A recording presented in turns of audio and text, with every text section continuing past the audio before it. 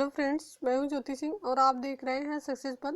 आज की इस वीडियो में हम soil mechanics and foundation engineering का जो हमारा सब्जेक्ट है सिविल इंजीनियरिंग के 5th सेमेस्टर के स्टूडेंट के लिए, तो इसमें हम नेक्स्ट चैप्टर को कवर करेंगे जिसका नाम है कंपैक्शन, संघनन जिसको हम बोलते हैं। ठीक है, तो नेक्स्ट चैप्टर हम यहाँ पर देखने वाले हैं। तो इसके पहले की वीडियो अगर आप नहीं देखे हैं तो सॉइल मैकेनिक्स के प्लेलिस्ट में आप जाके देख सकते हैं।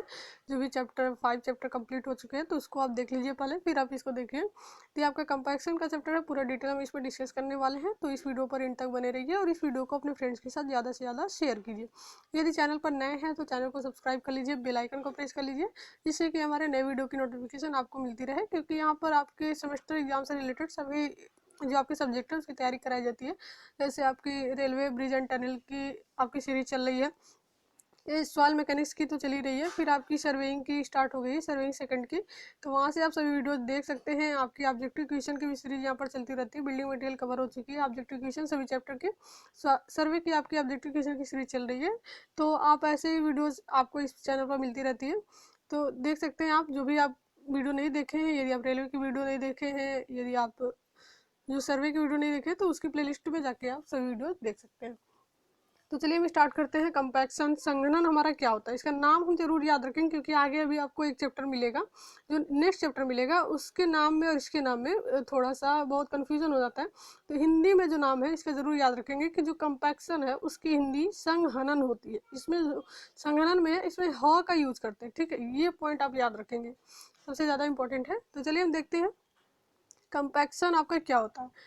संघनन का अर्थ कुटाई करना है। सबसे जो इम्पोर्टेंट पॉइंट है यही है कि आपको अर्थ इसका पता होना चाहिए, मीनिंग पता होना चाहिए। जो संघनन है, कंपैक्शन है, इससे जो शब्द का अर्थ क्या है, इसका अर्थ है कुटाई करना। जिस मृदा की कुटाई हो जाती है उसमें शक्ति आ जाती है। जैसे मान लीजिए सॉइल हम कहीं पर फिलिंग कर रहे हैं सॉइल का, और उसकी कुटाई हम नहीं करते हैं तो उसमें कुछ रिक्तियाँ जो होती है, वाइड्स होते हैं, वो रह जाते हैं। और सॉइल क्या होती है कि जो आपका उसकी सामर्थ्य होती है बहुत ज़्यादा नहीं होती, कम हो जाती है। तो इस प्रकार से कहीं भी हम सॉइल का फिलिंग कर रहे हैं तो उसके बाद उसकी कुटाई करते हैं कि इसमें जो भी रिक्तियाँ हो, ठीक है, जो भी वाइड्स हो वो वाइड्स पूरा भर जाए, पूरा फिल हो जाता है। तो आपका उसमें शक्ति जो आ जाती है, उस मृदा की जो धारण क्षमता होती है उसमें वृद्धि हो जाती है, जो बियरिंग कैपेसिटी होती है उसकी बढ़ जाती है, पारगम्यता उसकी निम्न हो जाती है, आयतन में कमी हो जाती है और शुष्क घनत्व में भी वृद्धि हो जाती है। तो क्या क्या चीज़ें होती है आपको ध्यान रखना है कि जब हम किसी मृदा की कुटाई करते हैं तो उसमें शक्ति आ जाती है, मृदा की धारण क्षमता में वृद्धि हो जाती है, पारगम्यता निम्न हो जाती है, आयतन में कमी हो जाती है और शुष्क घनत्व में वृद्धि हो जाती है। नेक्स्ट हम देखते हैं सिविल इंजीनियरिंग कार्यों में मृदा बांध, सड़क निर्माण में इस क्रिया को किया जाता है। यदि मृदा कार्यों में यह क्रिया न की जाए तो इंजीनियरिंग कार्य असफल हो जाते हैं। क्योंकि अगर हम कंपैक्शन नहीं करेंगे तो आपकी ये सारी जो भी इसके गुण हैं वो नहीं होंगे उस सॉइल में, यानी कि उसकी धारण क्षमता नहीं अच्छी होगी, उसका जो आयतन आपका ज़्यादा होगा, उसमें शक्ति नहीं होगी, उसकी पारगम्यता उच्च होगी, यानी कि पानी ज़्यादा अंदर जाएगा, वाइट्स होंगे तो, और नीचे से आपका पूरा क्या होगा, संरचना जो होगी, जो सॉइल ही आपकी सही नहीं है तो क्या होता है, पूरी संरचना जो होती है सॉइल पे ही टिकी होती है। क्योंकि जो भी लोड आता है संरचना का, स्ट्रक्चर का, वो आपके फाउंडेशन पर आता है और फाउंडेशन उस लोड को आपके सॉइल पर ट्रांसफर करता है। तो इस प्रकार से सॉइल जो होगी आपकी बहुत सही से उसको हमको फिलिंग करना है, उसकी जो भी क्वालिटी है उसको चेक करके हमको करना है। तो इस क्रिया को किया जाता है, और यदि मृदा में यह क्रिया न की जाए तो इंजीनियरिंग कार्य असफल हो जाते हैं। उपरोक्त क्रिया में सन 1933 में आर प्रोक्टर ने जलांश और शुष्क घनत्व के संबंध को समझाया। सन 1933 में आर प्रोक्टर ने जलांश और शुष्क घनत्व के संबंध को समझाया है। इस क्रिया में वायु मृदा कणों के बीच से निकल जाती है, जिससे आयतन में कमी हो जाती है। तो सबसे जो पॉइंट, मेन पॉइंट अभी हम बताने जा रहे हैं, ये आपको याद रखना है, एक लाइन। ठीक है, एक लाइन आपको क्या याद रखना है कि जो कंपैक्शन हम कर रहे हैं इसका नाम है आपका संघनन। ठीक है, हिंदी में नाम आपको पता होना चाहिए कि हिंदी में हम इसको क्या बोलते हैं, संघनन। ह का यूज कर रहे हैं हम यहाँ पर। तो इसका मतलब क्या है कि जब कंपैक्शन हम करते हैं, कंपैक्शन का मतलब समझ लिए कि कुटाई करते हैं मृदा की, ठीक है, कहीं पर फिलिंग करके उसके बाद कुटाई करते हैं। तो कुटाई में जो रिक्त स्थान होती है उसको भरने के लिए हम करते हैं कुटाई। रिक्त स्थान आपका पूरा फिल हो जाए, कहीं पर खाली जगह न रह जाए। तो कैसे आपका वो रिक्त स्थान भरता है, ठीक है, रिक्त स्थान जहाँ पर होंगे वाइड्स होंगे तो वहाँ पर आपके हवा या तो जल, आप पहले भी पढ़ चुके हैं सवाल के फेज में, इसीलिए चैप्टर वाइज हम पढ़ते हैं कि एक एक चैप्टर दूसरे चैप्टर पे डिपेंड होता है। तो पहले आप पढ़ लिए, यदि पहले की वीडियो नहीं देखे तो उसको जरूर देखिए। जो हम सॉइल फेज पढ़े थे तो उसमें जो खाली जगह होते थे, वाइड्स होते थे, रिक्त स्थान होते थे, उसमें दो चीजें आ जाती है, एक एयर और दूसरा आपका वाटर। ठीक है, या तो एयर हो सकता है या तो वाटर हो सकता है या फिर एयर एंड वाटर दोनों हो सकता है। तो यहाँ पर क्या है, जो कंपैक्शन में होता है, कंपैक्शन में जब हम कुटाई करते हैं सॉइल की, तो उसमें से हम क्या करते हैं, जो वाइड्स होते हैं, वाइड्स में से जो हवा को हम, वायु को हम बाहर निकालते हैं। ये लाइन आपको याद रखनी है कि जब भी हम कंपैक्शन करते हैं तो कंपैक्शन से मृदा, कंपैक्शन से जो कंपैक्शन करते हैं तो उसमें से मृदा में से हम क्या बाहर निकालते हैं, वायु, हवा बाहर निकालते हैं, तब हम उसकी जो कंपैक्शन जो मृदा की होती है करते हैं। तो यानी कि कंपैक्शन में आपका क्या होता है कि मृदा से हवा बाहर निकलती है। और आगे एक टॉपिक आपको मिलेगा कंसोलिडेशन, जिसको हम संघनन बोलते हैं। ये कंपैक्शन के हिंदी में नहीं लिख रहे हैं, ये आपका संघनन होता है। जो आगे का चैप्टर आपको मिलेगा कंसोलिडेशन। कंसोलिडेशन में भी हम सेम प्रोसेस करते हैं, लेकिन उसमें से हम क्या करते हैं कि जो आपका सॉइल होता है, सॉइल में से, सॉइल के जो रिक्त स्थान होते हैं उसमें जल भरा होता है। ठीक है, वाटर भरा होता है, जल भरा होता है, और संघनन करके हम सॉइल के रिक्त स्थानों में से जल को बाहर निकालते हैं, फिर हम उनको उनका कंसोलिडेशन करते हैं। कंपैक्शन में हम क्या कर रहे हैं, सॉइल के जो रिक्त स्थान है उसमें वायु भरी हुई है, तो कंपैक्शन करके हम सॉइल से वायु को बाहर निकाल रहे हैं। तो ये लाइन आपको याद रखनी है, जो यहाँ पर दिया भी है आपका। इस क्रिया में वायु मृदा कणों के बीच से निकल जाती है, जिससे आयतन में कमी हो जाती है। तो आपको याद रखना है कि कंपैक्शन में हम वायु को बाहर निकालते हैं और कंसोलिडेशन में हम जल को बाहर निकालते हैं मृदा से। नेक्स्ट हम देखते हैं परिभाषा के कैसे हम दे सकते हैं इनकी। संघनन में मृदा कणों को यांत्रिक विधियों द्वारा पास लाया जाता है, जिसके फलस्वरूप मृदा के आयतन में कमी हो जाती है और मृदा का शुष्क घनत्व बढ़ जाता है। ये मृदा कणों के बीच से वायु का निष्कासन हो जाता है। तो ये लाइन सबसे इंपॉर्टेंट है कि कंपैक्शन में हम वायु को मृदा से बाहर निकालते हैं। यांत्रिक विधियां कौन कौन सी हैं, रोलिंग, टैंपिंग, वाइब्रेशन आदि।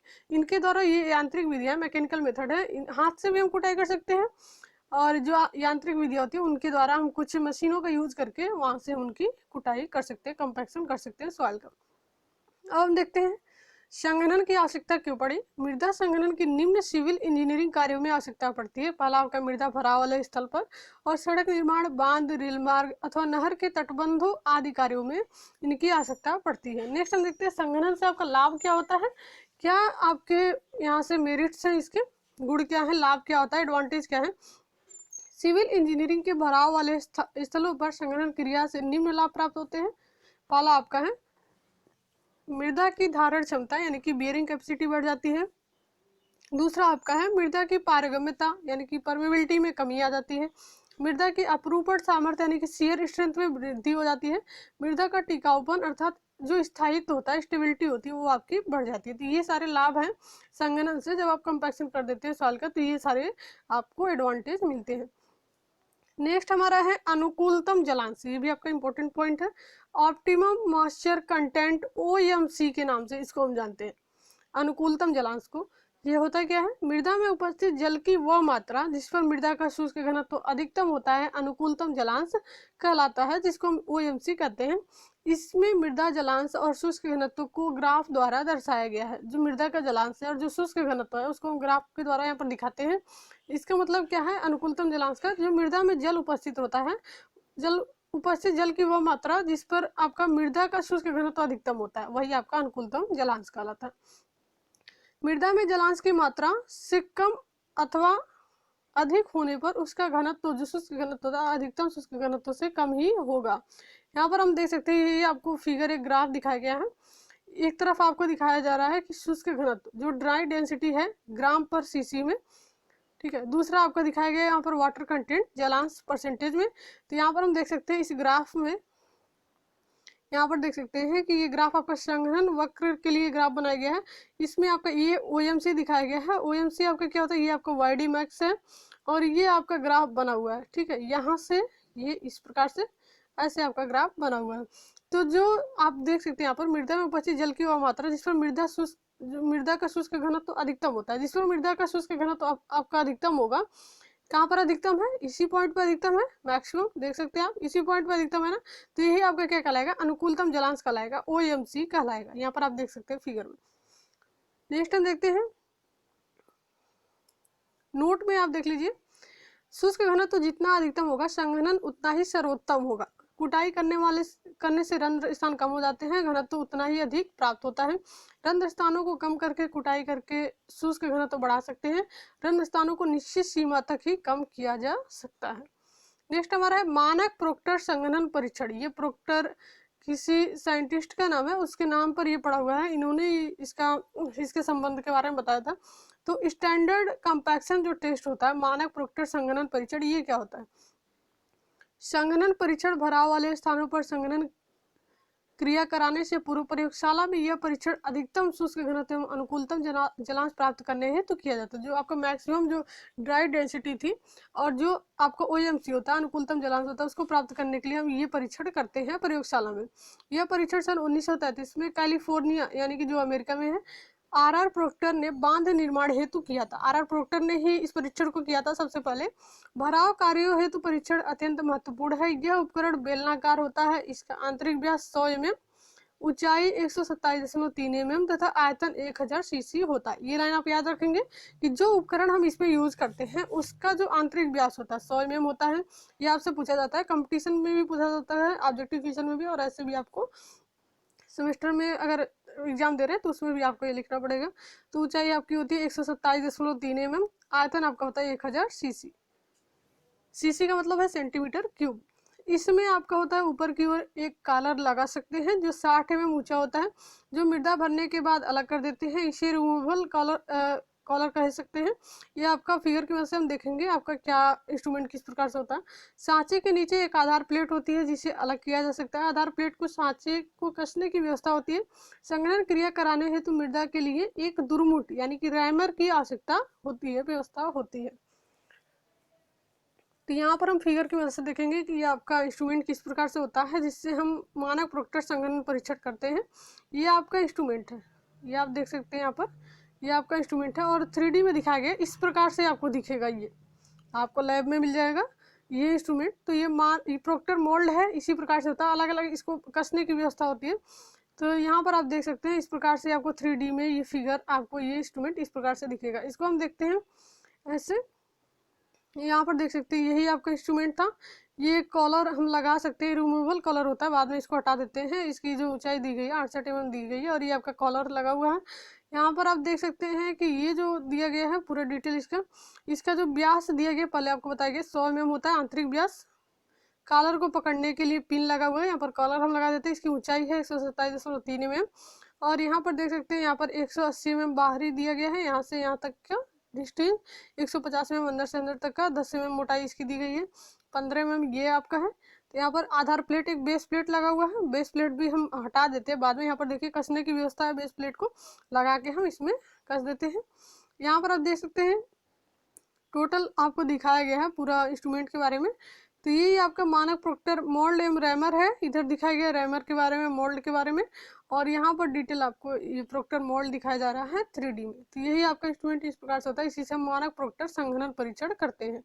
रैमर का भार कितना होता है ये भी आपको याद रखना है कि रैमर का जो भार होता है, दुर्मुट होता है, उसका 2.6 kg होता है। उठाकर गिराने की ऊंचाई अर्थात पात ऊंचाई जो होती है, हाइट ऑफ ड्रॉप 31 सेंटीमीटर होती है। यानी कि जो रैमर हम उठा के गिराएंगे उसमें उसका कंपैक्शन करेंगे तो कितनी ऊंचाई तक उठा के गिराएंगे, तो 31 सेंटीमीटर ऊपर उठा के फिर हम उसको गिराएंगे। परीक्षण विधि आपकी पूरी डिटेल यहाँ पर दी हुई है, कैसे हम परीक्षण करते हैं। तो यहाँ पर देख सकते हैं सर्वप्रथम बेलनाकार धातु के साजे को आधार प्लेट सहित खाली भार ज्ञात कर लेते हैं, कॉलर का भार नहीं लिया जाता है। दूसरा आपका क्या है, स्थल से लाई गई मृदा जो होती है उसको 4.75 mm चालनी से छानकर 2.5 kg के 5 नमूने हम तैयार कर लेते हैं। फिर क्या करते हैं, प्रथम नमूने का परीक्षण करने से पूर्व उसमें जल मिलाकर सांचे में 3 परतों में भरा जाता है। ठीक है, प्रथम जो आपका नमूने का परीक्षण करने से पहले हम क्या करते हैं, उसमें जल मिला लेते हैं और सांचे में हम 3 परत पे भरते हैं। प्रत्येक परत भरने के बाद खुरच देते हैं ताकि जो बॉन्डिंग हो सही हो। प्रत्येक परत की कुटाई जो होती है रैमर की सहायता से 25 आघात, यानी कि जो रैमर होता है एक परत की कुटाई हम 25 आघात में करते हैं, 25 बार उसको गिराते हैं। लगा कर करनी चाहिए। रैमर का जो ड्रॉप होता है 31 सेंटीमीटर, यानी कि 31 सेंटीमीटर ऊपर उठा के फिर हमको रैमर को उसमें गिराना है, उसका कंपैक्शन करना है। 2 परतें भरने के बाद अर्थात तीसरी परत भरने से पूर्व कॉलर अवश्य लगा लें ताकि तीसरी परत की कुटाई सही से की जा सके। 2 परत भर लेते हैं, तीसरी परत भरने से पहले आप कॉलर लगा लीजिए उसको, और आपका स्पेस वहाँ पर आ जाएगा और उसमें हम तीसरी परत भर के उसकी कुटाई अच्छे से कर सकते हैं। तीसरी परत भरने के बाद कॉलर हटा लें और प्रत्येक मृदा को स्पैचुला अथवा चाकू अथवा तार की सहायता से हटा दें, यानी कि जो एक्स्ट्रा मृदा उस पे है तीसरी परत के बाद उसको हम क्लीन कर लेते हैं ऊपर से। कुटाई की हुई मृदा सांचे सहित तौल ली जाती है। फिर आपका है मृदा का स्थूल घनत्व तो ज्ञात करके कुटी हुई मृदा का सांचे के मध्य से नमूना लेकर जलांश ज्ञात कर लेते हैं। इसके बाद शुष्क घनत्व तो ज्ञात हो जाएगा। इसी प्रकार दूसरे व अन्य मृदा नमूने का परीक्षण करके प्रत्येक बार जल की मात्रा बढ़ाकर ज्ञात कर लेते हैं। जलांश ज्ञात होने पर स्थूल घनत्व से शुष्क घनत्व निम्नांकित सूत्र से ज्ञात हो जाता है, जिससे आपका YD = YB/1 + ओमेगा। ओमेगा आपका जलांश है, YB आपका बल्क डेंसिटी है, YD आपका ड्राई डेंसिटी है। तो यहाँ से जो भी मान आपको पता है यहाँ पर पुट कर देंगे और सारे वैल्यू आपको मिल जाएगी। तो इसके बाद अनुकूलतम जलांश ज्ञात करने हेतु x अक्ष और शुष्क घनत्व y अक्ष पर लेकर ग्राफ का वक्र बनाया जाता है, आपका जो चित्र में आपको दिखाया गया था ऊपर। तो उसी प्रकार से हम ग्राफ बना लेते हैं ड्राई डेंसिटी का और ऑप्टिमम जो आपका मॉइस्चर कंटेंट होता है उसका। तो ये आपका टोटल आपको प्रोसेस था कैसे हम टेस्ट करते हैं प्रयोगशाला में। तो जब आप टेस्ट करेंगे तब आपको क्लियर हो जाएगा आपको कैसे कैसे करना है। नेक्स्ट हमारा है संशोधित प्रोक्टर संगणन परीक्षण। जो आपका मानक प्रोक्टर संगणन परीक्षण पता है उसी का थोड़ा संशोधन है, इसमें संशोधन किया गया होगा। संशोधित जो प्रोक्टर संगणन परीक्षण भारी संगणन कार्य हेतु आशो द्वारा AASHO द्वारा विकसित किया गया, बाद में BIS द्वारा अपनाया गया। ब्यूरो ऑफ इंडियन स्टैंडर्ड के द्वारा इसको बाद में अपना लिया गया था, तो इसमें थोड़ा बहुत परिवर्तन किया गया है। यह प्रोक्टर टेस्ट को ही संशोधित किया गया है। इसमें धातु का बेलनाकार सांचा 1000 cc आयतन का ही प्रयोग करते हैं, जो कि प्रोक्टर टेस्ट में प्रयोग किया जाता है। इसमें रैमर 2.6 की जगह 4.9 kg का प्रयोग करते हैं। 5 ऊंचाई 31 सेंटीमीटर के स्थान पर 45 सेंटीमीटर होती है। मृदा 3 परतों की जगह 5 परतों में भरी जाती है। आघात आपका 25 ही लगाए जाते हैं। शेष विधि प्रोक्टर संगणन परीक्षण की भांति है। सारी विधि उसी की बात है, बस थोड़ा बहुत चेंज किया गया है जो आपको यहाँ पर बता दिया गया है। इससे रैमर का भार आपको बढ़ा दिया गया है, पात ऊंचाई आपकी बढ़ा दी गई है। मृदा 3 परतों में भरी जाती थी, उसमें यहाँ पर 5 परतों में भरी जाती है। आघात आपके 25 ही इसमें भी लगाए जाते हैं और जो भी प्रक्रिया है आपकी मानव प्रोक्टर संगणन परीक्षण की तरह ही है।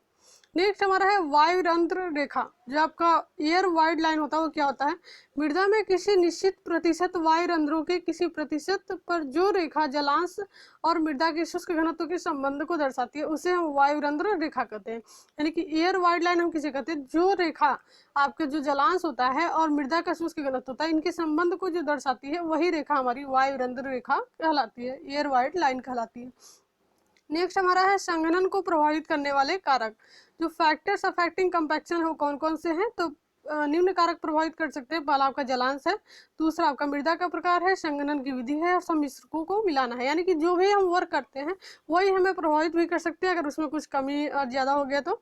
ऐसे आपका जलांश आपका होता है, जलांश की वजह से भी प्रभावित हो सकता है, मृदा के प्रकार की वजह से भी प्रभावित हो सकता है, संघनन की जो विधि है उसके वजह से भी प्रभावित हो सकता है, और सम्मिश्रकों को जो मिलाते हैं हम उसके वजह से भी आपका संघनन को प्रभावित करने वाले कारक यही सभी हैं। तो यहाँ पर एक एक को हम देख सकते हैं। जलांश आपका कैसे प्रभावित करता है, संघनन में जल की भूमिका महत्वपूर्ण होती है। शुष्क मृदाओं में जल की भूमिका एक स्नेहक लुब्रिकेंट के रूप में है। जल मिलाने पर मृदा के कण शीघ्र आसपास पहुंच जाते हैं, जिससे संघनन क्रिया पूर्ण हो जाती है। जल मिलाने से शुष्क कणों के बीच घर्षण कम हो जाता है। सर्वोत्तम संघनन होने पर मृदा का शुष्क घनत्व उच्च प्राप्त होता है। यह आपका इसके वजह से आपका हो सकता है, जलांश की वजह से। दूसरा आपका है मृदा का प्रकार। सर्वोत्तम संघनन मृदा के प्रकार पर निर्भर करता है। संघनन करने पर अलग अलग मृदाओं का पर समान शुष्क घनत्व प्राप्त नहीं होता। सुवर्गीय मृदाओं का संघनन शीघ्र पूर्ण हो जाता है, जबकि कुवर्गीय मृदाओं के संघनन हेतु अधिक क्रिया करनी पड़ती है। तो ये आपके जो कुवर्गीय सुवर्गीय मृदा है ये क्या है, पिछली वीडियो में आपको बताया जा चुका है, तो आप देख सकते हैं पीछे की वीडियो। नेक्स्ट हमारा है संघनन की विधि। संघनन यांत्रिक विधियों से करना उचित है। हस्त विधियों से किया हुआ संघनन यांत्रिक विधियों से कम उपयुक्त है। बड़े और महत्वपूर्ण कार्यों हेतु संघनन यांत्रिक विधियों से ही किया जाता है। जैसे आपका वाइब्रेटर रोलर हो गया असंजक मृदाओं हेतु, और स्टैटिक जो आपका रोलर होता है मृत्तिकाओं हेतु हम प्रयोग करते हैं। तो यांत्रिक विधियों द्वारा करते हैं तो ज़्यादा सही रहता है। नेक्स्ट हमारा है सम्मिश्रकों को मिलाकर। संघनन क्रिया में मृदा के साथ विभिन्न प्रकार की मृदाओं को मिलाकर एवं उनमें सम्मिश्रक मिलाकर मृदा के गुणों में वृद्धि की जाती है तथा संघनन क्रिया को सर्वोत्तम बनाया जा सकता है, जैसे मृदा में चूने का मिलाना, सीमेंट का मिलाना आदि। तो ये सारे पॉइंट हो गए जो आपको संघनन को प्रोवाइड कर सकते हैं। नेक्स्ट हमारा है स्थल संघनन की विधियां, जो आपका फील्ड मेथड होता है कंपैक्शन का, वो कौन कौन से हैं। इंजीनियरिंग कार्य हेतु मृदा का संघनन निम्न विधियों से किया जाता है, जैसे आपका पहला हो गया हस्त विधि द्वारा, मैनुअली जिसे हम दुर्मुट के द्वारा करते हैं। दूसरा आपका यांत्रिक विधि द्वारा, जैसे रोलरों के द्वारा हम कंपैक्शन करते हैं। कंपैक्शन एक हम दुर्मुट के द्वारा करते हैं जिसको हम हस्त विधि बोलते हैं, और जो हम रोलरों के द्वारा करते हैं उसको हम यांत्रिक विधि बोलते हैं, मैकेनिकली जो मेथड होता है। तो दो विधियां आपकी हैं यहाँ पर, दोनों विधियों के बारे में हम डिटेल नेक्स्ट जो पार्ट है उसमें पढ़ेंगे। नेक्स्ट पार्ट में हम जो भी टॉपिक बचे हुए हैं इस चैप्टर के उसको हम कवर करेंगे। आज के लिए इतना ही। तो ऐसे और वीडियोस के लिए आप इस चैनल पर बने रहिए और इस वीडियो को अपने फ्रेंड्स के साथ ज़्यादा से ज़्यादा शेयर कीजिए।